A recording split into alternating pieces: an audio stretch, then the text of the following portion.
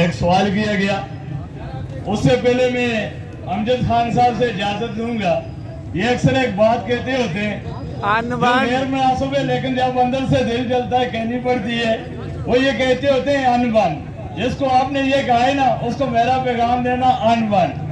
یا وہ رامی ہے یا میں رامی ہوں. اگر ہم ایسا کریں. اگلی بات کہ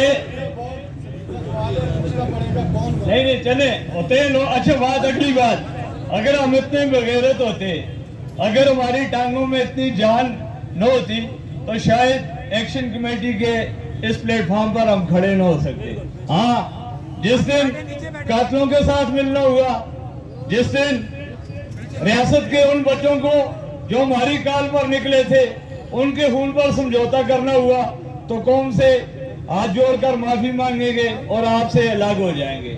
نہ ہماری وہ بلڈ لائن ہے نہ ہم بغیرت ہیں. انشاءاللہ تعالی کھلم کھلا اس شخص کو جس نے آپ کو کہا ہے کہ اگر وہ ثابت کر دے تو پہلے تو آپ اس کو ان بن کہہ دیں یا پھر میں رامی ہوں یا وہ رامی ہوگا.